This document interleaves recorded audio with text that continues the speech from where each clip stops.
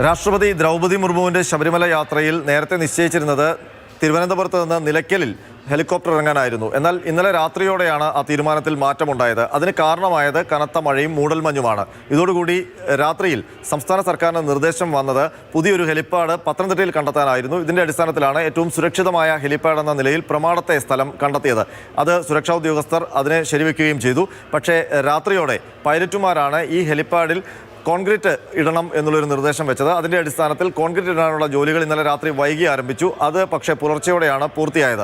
തുടർന്ന് സംസ്ഥാന പോലീസ് നിർദ്ദേശം നൽകിയത് ഈ ഹെലികോപ്റ്റർ ഇറങ്ങേണ്ട സ്ഥലത്ത് കോൺക്രീറ്റ് സെറ്റായിട്ടില്ല, അതുകൊണ്ട് അവിടെ ഇറക്കിയാൽ ടയറുകൾ പൊതിഞ്ഞു പോകാനുള്ള സാധ്യതയുണ്ട് എന്നുള്ളതാണ്. അതിൻ്റെ അടിസ്ഥാനത്തിൽ ഈ കോൺക്രീറ്റിൽ നിന്ന് മാറി 4-5 അടി മാറിയുള്ള സ്ഥലത്ത് ഹെലികോപ്റ്റർ ഇറങ്ങാനുള്ള സുരക്ഷിതമായ സ്ഥലം നിശ്ചയിച്ചു.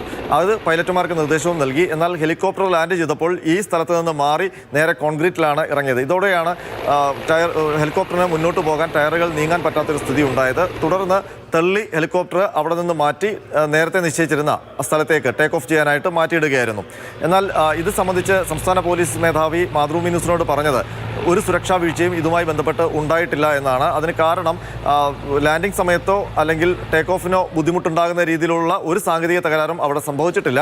നേരത്തെ നിശ്ചയിച്ചതിൽ നിന്ന് മാറി ലാൻഡിംഗ് ചെയ്തു. അവിടെ ടയറുകൾ ഉരുളാൻ ഒരു ബുദ്ധിമുട്ടുണ്ടായി, അതുമാത്രമാണ്. അതുകൊണ്ടാണ് തള്ളി നീക്കേണ്ടി വന്നത് എന്നുള്ളതാണ്. ഏതായാലും പക്ഷേ രാഷ്ട്രപതിയുടെ യാത്രയുമായി ബന്ധപ്പെട്ട് ഇന്ന് പുലർച്ചെ 4 മണി വരെ നിരവധി ആശയക്കുഴപ്പങ്ങൾ ഉണ്ടായിരുന്നു.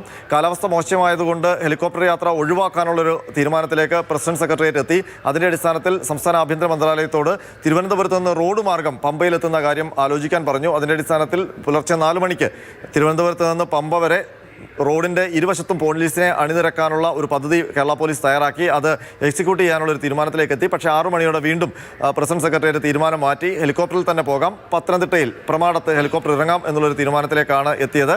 അപ്പോഴാണ് ഈ കോൺക്രീറ്റ് സെറ്റാകാത്ത പ്രശ്നം ഒക്കെ ഉണ്ടാകുന്നത്. അത് ശ്രദ്ധയിൽപ്പെട്ടപ്പോൾ തന്നെ പോലീസ് അത് റിപ്പോർട്ട് ചെയ്യുകയും ചെയ്തു. ഏതായാലും ഇതിൽ വലിയ സുരക്ഷാ വീഴ്ചയോ അല്ലെങ്കിൽ രാഷ്ട്രപതിയുടെ യാത്രയ്ക്ക് ബുദ്ധിമുട്ടുണ്ടാകുന്ന എന്തെങ്കിലും കാര്യങ്ങളോ സംഭവിച്ചിട്ടില്ല.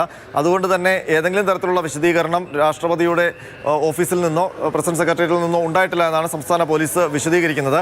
നേരത്തെയും ഇതുപോലെ VIP സന്ദർശന വേളയിൽ കേരളത്തിൽ വെച്ച് ചില സുരക്ഷാ വീഴ്ചകളൊക്കെ ഉണ്ടായിട്ടുണ്ട്. നേരത്തെ രാഷ്ട്രപതി കേരളത്തിൽ വന്നപ്പോൾ തിരുവനന്തപുരത്ത് നേരത്തെ നിശ്ചയിച്ചിരുന്ന റോഡിൽ നിന്ന് മാറി അണ്ടർപാസിലേക്ക് വാഹനം ഒഴിച്ചു കയറ്റുന്ന സുരക്ഷാ വീഴ്ചയുണ്ടായി. അപ്പോൾ ഉദ്യോഗസ്ഥർക്കെതിരെ നടപടി ഉണ്ടായിട്ടുണ്ട്. അതുകൂടാതെ ചില സുരക്ഷാ വീഴ്ചകളൊക്കെ VIPകളുടെ യാത്രയിൽ ഉണ്ടായപ്പോഴെല്ലാം നടപടി ഉണ്ടായിട്ടുണ്ട്. പക്ഷേ ഇപ്പോഴുണ്ടായത് ഒരു വീഴ്ചയായി കണക്കാക്കാൻ പറ്റില്ലെന്നാണ് സർക്കാർ വിശദീകരിക്കുന്നതെങ്കിലും രാഷ്ട്രപതിയുടെ സെക്രട്ടേറിയറ്റ് ഏതെങ്കിലും തരത്തിലുള്ള വിശദീകരണം ചോദിച്ചാൽ നടപടി ഉണ്ടാകാനുള്ള സാധ്യതയും ഉണ്ട്.